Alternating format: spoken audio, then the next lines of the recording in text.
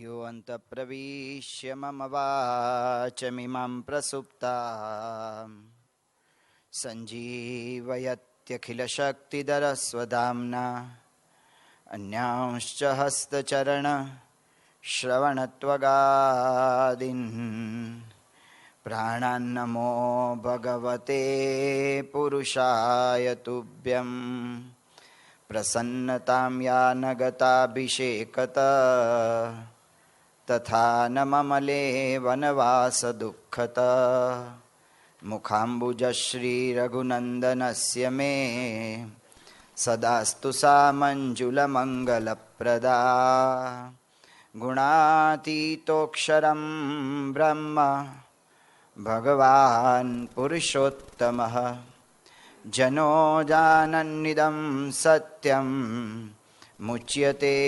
भवबन्धनात्।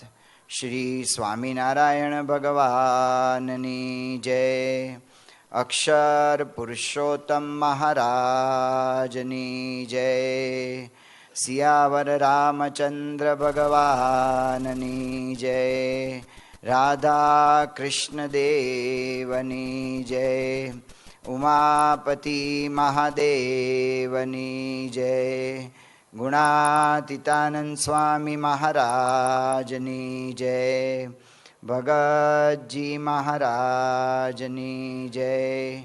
शास्त्री जी महाराजनी जय। योगी जी महाराजनी जय। प्रमुख स्वामी महाराजनी जय। આજથી આપણે રામાયણની પ્રવચનમાળા શરૂ કરીએ છીએ. પ્રશ્ન આપણને એ થાય, વર્ષો પહેલા રામાયણની રચના થઈ, તેમ છતાં પણ આજના યુગ સુધી આજે પણ આ રામાયણની વાત સાંભળવાનું કૌતૂહલ, એની જિજ્ઞાસા, એમાં રસ એ કેમ પડે છે? રામાયણની જ્યારે રચના નહોતી થઈ ત્યારે જ બ્રહ્માએ વરદાન આપીને કહેલું વાલ્મીકીજીને કે તમે રામાયણ રચો. એ રામાયણ કથાનું શું થશે? યાવસ્થાસ્યંતિ ગિરયઃ સરિતશ્ચ મહીતલે તાવત રામાયણ કથા લોકેશુ પ્રચરિષ્યતિ. યાવસ્થાસ્યંતિ ગિરયઃ સરિતશ્ચ મહીતલે. જ્યાં સુધી આ પૃથ્વી ઉપર હિમાલય જેવા પર્વતો રહેશે, જ્યાં સુધી આ પૃથ્વી ઉપર ગંગા, યમુના, નાઇલ જેવી નદીઓ રહેશે, તાવત રામાયણ કથા, ત્યાં સુધી રામાયણની કથા આ લોકમાં પ્રચાર પામતી જ રહેશે. કારણ કે રામાયણ શાશ્વત મૂલ્યો પર ઊભું છે. રામાયણ શબ્દનો અર્થ જોઈએ તો રામસ્ય અયનમ, રામ અને અયન બે શબ્દ છે. રામનું જવું એક અર્થ એ થાય છે. રામસ્ય અયનમ, અય ધાતુ છે, એનો અયન શબ્દ થયો છે. રામસ્ય અયનમ, રામનું જવું. રામનું જવું એ યુગની અંદર એ જરૂર પડી હતી કૌટુંબિક પ્રશ્નને લીધે જવાનું થયું. આજે આટલા બધા વર્ષો ગયા, અત્યારે પણ એ જ પ્રશ્નો આપણને સ્પર્શે છે. આજનો જમાનો જેમ જેમ આગળ વધતો ગયો, જેમ જેમ આપણે જોઈએ છે કે આધુનિક સુખ સગવડોથી આપણે ટેવાતા ગયા, એમ આપણી સહન શક્તિ ઓછી થતી ગઈ છે. સહન શક્તિ દૈહિક રીતે ઓછી થાય એનો બહુ વાંધો નથી, પણ મનથી પણ આપણે વધારે અસહનશીલ થતા ગયા. પહેલાં તો ભરવાડો 10-10, 12-12, 15 કિલોમીટર ચાલવું તો કંઈ જ ના લાગે. અત્યારે અમે જોઈએ છીએ તો ગામડામાં અમારા ભરવાડો પણ 1 કિલોમીટર ચાલવું હોય તો કાં તો છગડામાં બેસે, કાં તો મોટર બાઇક લે, ગમે તે લઈને એના પર જાય છે. હવે આપણા પગ એટલા મજબૂત નથી રહ્યા, આપણા શરીર એવા મજબૂત નથી રહ્યા, એવી રીતે આપણું મન પણ એટલું સહનશીલ નથી રહ્યું. એટલે કૌટુંબિક સંબંધોની અંદર એની અંદર પણ આપણે એટલા અસહિષ્ણુ થતા ગયા છે. છૂટાછેડાના પ્રશ્ન જ્યારે અમે સાધુ થયા ત્યારે શહેરોમાં હતા. સૌરાષ્ટ્ર બાજુ, અમારે કાઠિયાવાડ બાજુ બહુ ઓછા હતા. અત્યારના છૂટાછેડાના પ્રશ્નો ઘણા વધી ગયા છે. પૂજ્ય ડૉક્ટર સ્વામી એક વખત વાત કરી હતી કે સત્સંગી કુટુંબોમાં વધી રહ્યા છે, તો એનો કોઈ ઉપાય વિચારો. તો પ્રશ્નો, કૌટુંબિક પ્રશ્નો વધી રહ્યા છે. અમારા ગામડાના એક ભાઈ સુરતમાં ગયા અને ત્યાં હીરાનું બધું કામકાજ કરે. એની માને થયું કે ત્યાં મળવા જવું દીકરાને. માં ત્યાં દીકરાને મળવા ગયા. દીકરો અને એના પત્ની અને એની માતા, 3 જણ ઘરમાં. માં તો ખાલી 15-20 દિવસ, મહિના માટે આવેલા. ઘરમાં મહેમાન આવ્યા. મહેમાન આવ્યા એટલે એવલા વહુએ બધું રાંધ્યું. બધા મહેમાનને જમાડ્યા કર્યા, બધું વ્યવસ્થિત પતી ગયું. સાસુને ઈચ્છા થઈ કે રસોડામાં આટા મારું. આ શું કામ ઈચ્છા થાય છે એ નવાય છે, પણ એને ઈચ્છા થઈ કે રસોડામાં આટો મારી આવું. અને રસોડામાં આટો મારવા ગયા ને એણે જોયું કે અડધું અડધ લગભગ બચ્યું હતું, એટલે પડી રહ્યું હતું, વધ્યું હતું. વહુને ટકોર કરી કે ભાઈ આટલું બધું ન રંધાય, મહેમાન આવે ત્યારે ધ્યાન રાખવું જોઈએ આપણે કેટલું રાંધવું. કઈ ભાષામાં કયા ટોનમાં ટકોર કરી હોય તમને વધારે ખ્યાલ આવે, પણ એમણે ટકોર કરી. પછી બીજે દિવસે સવારે ઓલા પત્ની હતા, દીકરાના પત્ની, એમણે મહેમાનને નાસ્તામાં એની જ ટાઢી ભાખરી કે ઢેબરા કે જે કંઈ કર્યું હશે બધું આપ્યું. મહેમાન તો ખાઈને જતા રહ્યા. ફરી સાસુએ વહુને ટકોર કરી કે બેટા મહેમાન આવે ત્યારે રાતનું વધ્યું હોય તો પણ આપણે નવું બનાવવું જોઈએ, આમાં આપણા ઘરનું ખરાબ દેખાય, તો આવું ટાઢું ન અપાય.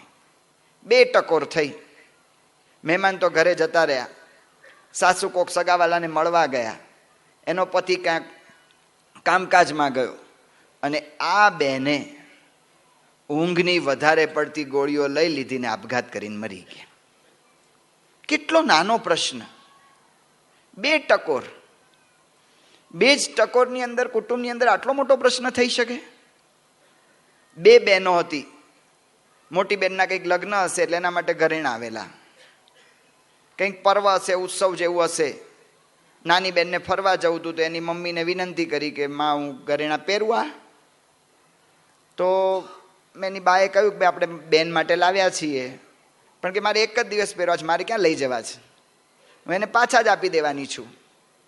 એની મમ્મીએ કહ્યું એટલે ઓલી બેને ઘરેણા પહેર્યા, રજા આપી એટલે. અને બેન ઘરેણા પહેરીને બહાર ફરવા ગઈ ને ફરીને આવીને ઘરેણા પાછા મૂક્યા.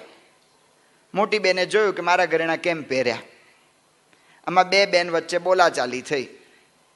બોલાચાલી થઈ એનું પરિણામ શું આવ્યું કે નાની બેને એ રાત્રે આપઘાત કરીને મરી ગઈ.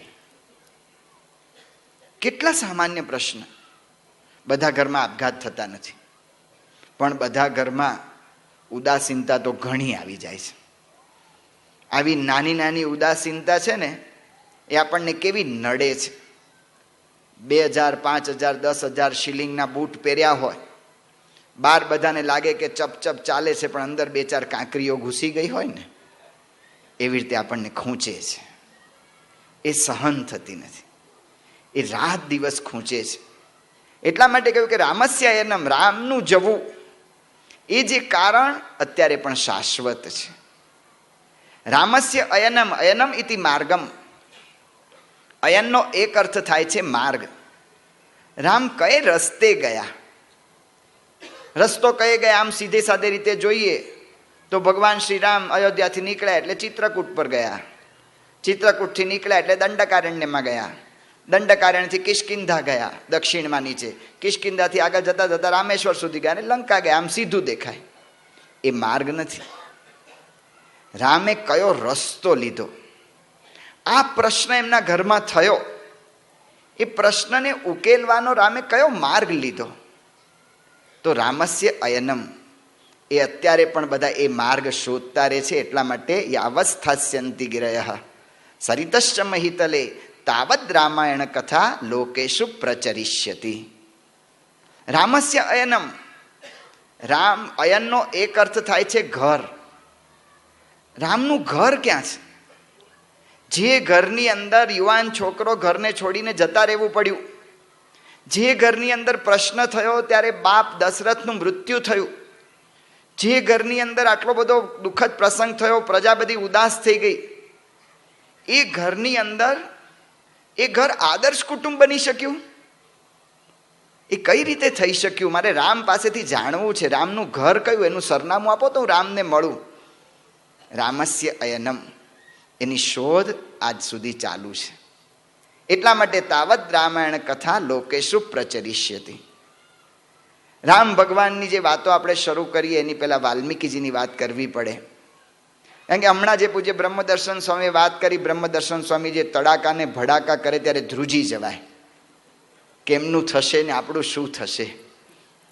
વાલ્મીકીજીનું જીવન એવું જ હતું. બ્રાહ્મણ કુળમાં જન્મ હતો. અધ્યાત્મ રામાયણમાં વાત કરી છે કે એમનો બ્રાહ્મણ કુળમાં જન્મ હતો, પણ કિરાતો સાથે રહેતા હતા એટલે કિરાત જેવા થઈ ગયા. એવા જ જ્ઞાતિના બેનને પરણ્યા એટલે એનું જીવન સાવ બરબાદ થઈ ગયું. લૂંટારું થઈ ગયા, ચોર થઈ ગયા. ચોરી કરતા કરતા એક વખત રસ્તામાં એમને સપ્તર્ષિઓ મળ્યા. અધ્યાત્મ રામાયણમાં સપ્તર્ષિઓનો ઉલ્લેખ છે. કેટલાક લોકો નારદજીનો ઉલ્લેખ કરે છે. નારદજી મળ્યા કે સપ્તર્ષિ મળ્યા, ભગવાનના સંતો મળ્યા. એમને લૂંટવા માટે પ્રયત્ન કર્યો. જોયું તો સંતો પાસે તો ભગવાન રૂપી ધન સિવાય બીજું કોઈ ધન હોય નહીં. સપ્તર્ષિઓએ ત્યારે વાલિયા લૂંટારાને પ્રશ્ન કર્યો. કેટલાક એનું રત્નાકર નામ કે છે, એને પ્રશ્ન કર્યો કે તું આ બધું પાપ કરે છે, એ પાપ એમાં બધા જ ભાગીદાર ખરા? સંતો જ્ઞાન આપીને જાગૃતિ લાવે છે. પ્રમુખ સ્વામી મહારાજ કયો ચમત્કાર કરે છે? એ જ્ઞાન આપીને લોકોના જીવન બદલવાનો ચમત્કાર કરે છે. તો આપણે પૂછ્યું કે તું જે પાપ કરે છે એમાં બધા ભાગીદાર ખરા? ત્યારે ત્યાં વાત કરી એમના સંબંધીઓએ, પાપ તવ એવ તત્સર્વમ વયમ તું ફલ ભાગીને. અમે તો ભાઈ ફળના ભાગીદાર થઈએ, અમે પાપના ભાગીદાર ન થઈએ.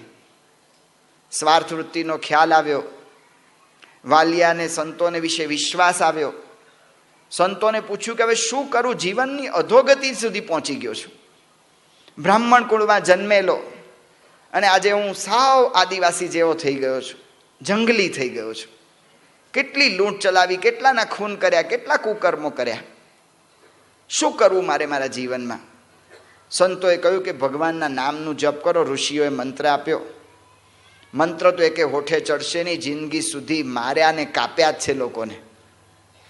તો ઋષિઓએ કહ્યું કે કંઈ વાંધો નહીં, એકાગ્ર મનસા એવ મર ઇતિ જપ સર્વદા. તને મારો મારો તો આવડે છે ને, તો માર માર માર માર તો એમ બોલ, મરા મરા મરા મરા મરા મરામ થઈ ગયું. અને એ તુલસીદાસ એની વાત કરે છે, જાન આદિ કવિ નામ પ્રતાપું ભય શુદ્ધ કરી ઉલટા જાપું, ઉલટા નામ જપત જગુ જાના, વાલ્મીકી ભય બ્રહ્મ સમાન. ઉલટું નામ. જીવનની અંદર પ્રશ્નો આવે પણ સંતોની મુલાકાત થાય, ઋષિઓની મુલાકાત થાય, એના આદેશનું જપન થાય. તો વાલ્મીકી મરા મરા જપવા માંડ્યા. અને મરા મરા જપતા જપતા વાલ્મીકી કહે છે કે સર્વસંગ વિહીનસ્ય વલ્મીક અભૂત મમ ઉપરી. હું એટલો બધો એકાગ્ર થઈ ગયો હતો કે મારી ઉપર આખો રાફડો થઈ ગયો. તોય મેં નામ જપ ન છોડ્યું. રાફડાને સંસ્કૃતમાં વલ્મીક કહેવામાં આવે છે. વલ્મીકસ્ય અયમ ઇતિ વાલ્મીકી. રાફડામાંથી જાગૃત થયા છે એટલા માટે એને વાલ્મીકી કહેવામાં આવ્યા. આ વાલ્મીકી ઋષિ એમના આશ્રમમાં એકવાર નારદજી પધાર્યા ત્યારે એમણે જિજ્ઞાસા વ્યક્ત કરી, કોનું અસ્મિન સાંપ્રતમ લોકે? આ લોકની અંદર અત્યારે કોઈ એવો પુરુષ છે ગુણવાન કશ્ચ વીર્યવાન ધર્મજ્ઞશ્ચ કૃતજ્ઞશ્ચ સત્યવાક્યો દૃઢવ્રત ચારિત્ર્યેણ ચ કયુક્ત સર્વભૂતેષુ કો રતઃ. તો કયો એવો પુરુષ છે આ લોકની અંદર, સાંપ્રત લોકે, અત્યારના કોઈ હાલતો ચાલતો મનુષ્ય ખરો? સર્વગુણે સંપન્ન, સર્વદોષે રહિત. નારદજી જ્યારે આ વાત સાંભળી રહ્યા ત્યારે નારદજીને નવાઈ લાગી. આ વ્યક્તિ વાલ્મીકી એક દિવસ લૂંટારૂ હતો, જેને પોતાના જીવનના કોઈ આદર્શો નહોતા ને સંતનો સમાગમ થયો. આજે જીવનના આદર્શ માટે મારે કોને જોવા જોઈએ એનો પ્રશ્ન પૂછે છે. એ ત્વયા કીર્તિતા ગુણા, તે જે કંઈ ગુણો મને કહ્યા એવા તો દેવોની અંદર પણ દુર્લભ છે.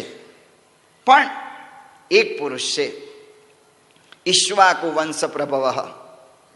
રામ નામ ઈશ્વાકુ કુળ વંશની અંદર રામ નામના ભગવાન છે, પ્રગટ થયા છે, એના ગુણ છે. વાલ્મીકીજીના અંતરની અંદર આનંદ છવાઈ ગયો કે હો એક પુરુષ સર્વગુણે સંપન્ન મારી આંખથી હું જોઈ શકીશ, મારા કાનથી એના ગુણ સાંભળી શકીશ, મારા હાથથી એનો સ્પર્શ કરી શકીશ. અમારા કેટલા મોટા ભાગ્ય! ભગવાન પ્રગટ હોવા એ કેટલું મોટું ભાગ્ય છે. તુલસીદાસજીની રામાયણ વાંચીએ તેની અંદર આ જ વાત આવે છે. યાજ્ઞવલ્ક્ય ઋષિ ભરદ્વાજને આ જ પ્રશ્ન પૂછે છે. સતી કહેતા કે પાર્વતીજી શંકર ભગવાનને આ જ પ્રશ્ન પૂછે છે. તો ભગવાનની આ પ્રાપ્તિનો એક આનંદ, આવો એક વ્યક્તિ આ લોકને આ ગુણ આ યુગમાં છે ને હું એ યુગમાં જીવું છું, એના આનંદમાં વાલ્મીકીજી નીકળ્યા, નાવા ગયા ને એ વખતે એક કરુણ દ્રશ્ય થયું. વાલ્મીકી જ્યારે નાવા ગયા ત્યારે એક ક્રોંચ પક્ષી, આપણી ભાષામાં વાત કરીએ તો સારસ અને સારસી, એ બંને જણા પોતે રમત કરતા હતા. એક પારધીએ ક્રોંચ પક્ષીને બાણ માર્યું, અને બાણ માર્યું ત્યારે ક્રોંચ પક્ષી કહેતા કે સારસ તો મર્યું, પણ સારસી એની પત્ની માદા પક્ષી એણે ચીસાચીસ કરી મૂકી.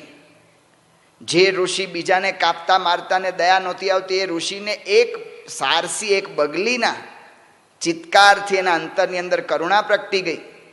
કરુણા પ્રગટી અને બોલી ગયા, મા નિષાદ પ્રતિષ્ઠાત્વમગમઃ શાશ્વતી સમા યત ક્રૌંચ મિથુનાદ એકમ અવધિ કામ મોહિતમ. હે શિકારી, તને કાયમની શાંતિ નહીં મળે. આ પક્ષીએ તારું શું બગાડ્યું હતું તેને માર્યા. આ એક શ્લોક બોલાઈ ગયો. શ્લોક રૂપે આખું આ વાક્ય બહાર આવી ગયું. જ્યારે હૃદયમાંથી ભાવ પ્રગટ થાય ને ત્યારે એની મેળે આપણી વાતો છે ને એ ગેય સ્વરૂપ પકડી લે છે. કેટલીક વખત બાથરૂમમાં લોકો નાતા ગાતા હોય છે, હૃદયમાંથી આનંદ આવી જાય ને આમ નાતા એટલે બધા આમ ગાવા માંડે. કેટલી વખત આપણે પણ આનંદમાં કે આજે તો આ આનંદ એમ ગાવા જ માંડીએ, ઘરમાં જઈએ ને તરત ગેય સ્વરૂપ આવી જાય છે. વાલ્મીકીના અંતરની અંદર ગેય સ્વરૂપ પકડાઈ ગયું. એમને નવાઈ લાગી. શ્લોકો હતા, છંદો હતા ત્યારે, પણ છંદો વેદ આદિક શાસ્ત્રોમાં હતા, વેદાદિકમાં હતા. લોકમાં સામાન્ય લોકની અંદર છંદોનો પ્રયોગ નહોતો થતો, અથવા સામાન્ય વાતો માટે છંદોનો પ્રયોગ નહોતો થતો. આ એક સામાન્ય વાતમાં છંદોબદ્ધ બોલાઈ ગયો. ત્યારે વાલ્મીકીને અંતરની અંદર નવાઈ લાગી. એક બાજુ એને શોક હતો, બીજી બાજુ આ નવાઈ હતી. બ્રહ્માએ ત્યારે એને કહ્યું કે આ તારો શ્લોકો ભવતું નાન્યથા. વાલ્મીકીએ વારંવાર એ શ્લોકનું ઉચ્ચારણ કર્યું અને એમણે પણ નક્કી કર્યું કે મારાથી જો આ શ્લોક બોલાઈ ગયો છે તો મારા આ શોકને હું શ્લોકત્વમાં પરિણમું. મારો શોક, મારા અંતરમાં શોક હતો કે આવી રીતે આ ક્રોંચ મિથુન આવી રીતે કરતા હતા, એની અંદર ક્રોંચીને મારી નાખી, ક્રોંચને મારી નાખ્યો અને ક્રોંચીને દુઃખ આપ્યું. એ મારો શોક નાન્યથા ભવતું. શોક શ્લોકત્વમ આગત. વાલ્મીકી રામાયણમાં બહુ સરસ વાત કરી છે. શોક શ્લોકત્વમ આગત. બ્રહ્મદર્શન સ્વામી આટલી બધી વાત કરે ને આપણે ગભરાઈ જવાય છે. શું કરીશ? બ્રહ્મદર્શન સ્વામી તો અહીં બોલી જાય, પણ આપણને ચિત્ર સ્પષ્ટ આમ દેખાય છે કે છોકરો આ કરે છે, દીકરી આ કરે છે, ઘરની અંદર આ વાત કરીશ કેવી રીતે માનશે, હું આ દારૂનો નિયમ લઈશ પણ હું જ્યારે બીજા મિત્રોની સામે ઊભો કેવી રીતે રહીશ, ત્યારે ધ્રુજી જવાય છે, શોક વ્યાપી જાય છે. કેમ થશે, શું થશે? વાલ્મીકીજીનું રામાયણ કહે છે કે શોક શ્લોકત્વમ આગત. શોકને શ્લોકત્વમાં ફેરવવું એ વાલ્મીકી રામાયણનું કર્તવ્ય છે અને એનામાંથી શીખીને આપણું એ કર્તવ્ય છે. શ્લોકનો અર્થ ભગવદ્ ગો મંડલે જુદો જુદો કર્યો છે. શ્લોકનો એક અર્થ થાય છે કીર્તિ, યશ. ભગવાનના સ્તોત્ર થાય એને પણ શ્લોક, કોઈ પણ શ્લોક છંદોબદ્ધ છે એને પણ શ્લોક કહેવાય છે. ભગવાન માટે પણ શ્લોક શબ્દ વપરાયો છે. પુણ્ય શ્લોકો, જે પુણ્યશાળી આત્માઓ છે એના માટે શ્લોક શબ્દ વપરાયો છે. પુણ્ય શ્લોકો નલો રાજા, પુણ્ય શ્લોકો યુધિષ્ઠિર. શ્લોકના ઘણા બધા અર્થ છે. એક અર્થ એ છે કે વખાણવા લાયક. આપણા જીવનનો કોઈ પણ દુઃખદ પ્રસંગ એને વખાણવા લાયક કરી શકીએ એ આ રામાયણ કરે છે. કોઈ પણ દુઃખદ પ્રસંગ. શોક શ્લોકત્વમ આગત. વાલ્મીકીજીનું જીવન ડૉક્ટર સ્વામીની ભાષામાં કહે તો ખાડામાં ગયેલું. એમણે એમના જીવનને શ્લોકત્વ કરી નાખ્યું. તુલસીદાસજીનું જીવન, એના પત્નીના મોહમાં એટલા બધા આસક્ત થયેલા કે એના પત્ની ખાલી 2-3 દિવસ માટે એના પિયર ગયા. તુલસીદાસ એક રાત એની પત્ની વગર રહી ન શકે. કેટલી વાસના, કેટલી મજબૂરી. તુલસીદાસ નીકળ્યા. બધાએ કહ્યું વરસાદ પડે છે, ક્યાં જશો? નદી આવી હતી તો નદીની અંદર પડ્યા. સામે પાર પહોંચી ગયા. એના પત્નીના ઘર પાસે ગયા અને જોયું કે દોરડા જેવું કંઈ લટકે છે, તો એની અંદરથી ઉપર ગયા. જ્યારે અંદર ગયા ત્યારે એના પત્નીએ જોયું, જે ઓરડામાં એના પત્ની સૂતા હતા એ જ ઓરડામાં એમણે પ્રવેશ કર્યો હશે બારીમાંથી. દીવો કર્યો. અહીંયા તમે અત્યારે ક્યાંથી? હું તારા વગર રહી શકતો નથી. કેટલી મનની મજબૂરી. એક દિવસ તમે મારા માટે ના રહી શકો. હું ખાલી મારી બા મરણ પથારીએ છે, એના તબિયત જોવા આવી. એક દિવસ મારા માટે રહી ના શકો? કેવી રીતે આવ્યા? કેમ તે મારા માટે વાણ મોકલ્યું હતું? એના પત્નીએ તપાસ કરાવી, વાણ નહોતું. નદીમાં એક તણાતું મળદું હતું, મળદા પર ચડીને નદી પાર કરેલી. તે મારા માટે આ દોરડું બાંધેલું એટલે તો હું ચડીને ઉપર બારી આવી ગયો. પત્નીએ દીવો કરીને જોયું તો દોરડું નહોતું, પણ સાપ લટકતો તો સાપનો ભય ન લાગ્યો અને સાપને પકડીને ઉપર આવી ગયા. એના પત્નીએ 2 શબ્દો કયા, લાજત લાગત આપકો, દોરે આયે હું આય.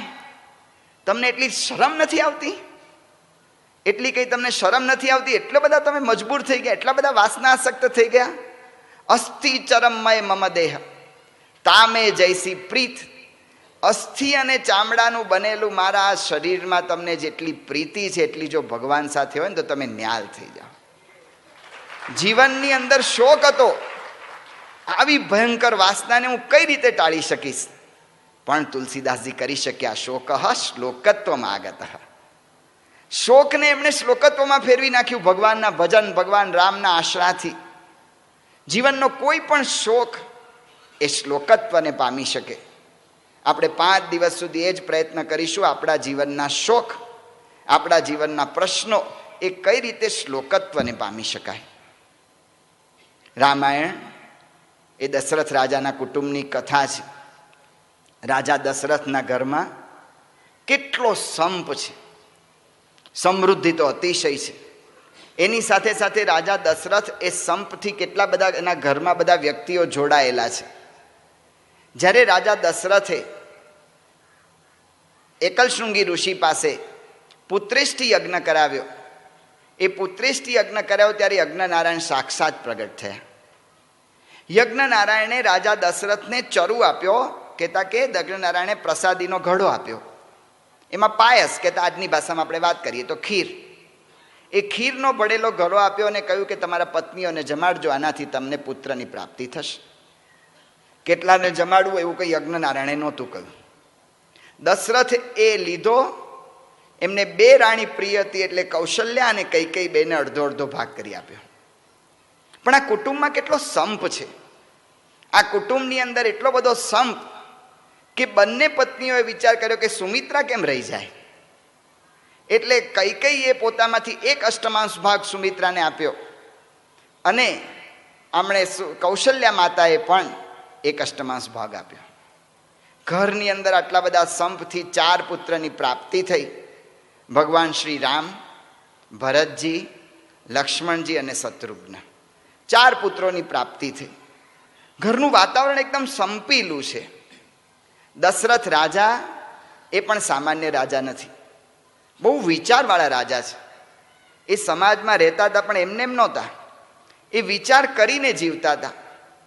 કારણ કે દશરથ રાજા રામ ભગવાનના લગ્ન પછીની વાત કરે છે તુલસીદાસજી. રાય સુભાય મુકુટ કરલીના, બદન બિલોકી મુકુટ સમકીના. રાજાએ પોતાના સ્વભાવ પ્રમાણે જ્યારે રાજ દરબારમાં પધારે ત્યારે રાજોપચાર એને આપે. છત્રમ ચ ચામરમ ચૈવ વ્યજનમ દર્પણમ તથા પાદુકાથી જ સર્વાણી, એમ બધાને અર્પણ કરે રાજાને. રાજાને દર્પણ અર્પણ કરવામાં આવ્યો. રાય સુભાવ મુકુર ઉર્લીના, હાથમાં દર્પણ લીધો. દર્પણ લીધો અને એમણે પોતે પોતાનો બદન બિલુકી મુકુટ સમકીના, પોતે પોતાનું મોઢાને જોઈને મુગટ કંઈ આઘો પાછો થઈ ગયો હશે એને સરખો કર્યો. સરખો કરતા વખતે શું જોયું? શ્રવણ સમીપ ભયે સિતકે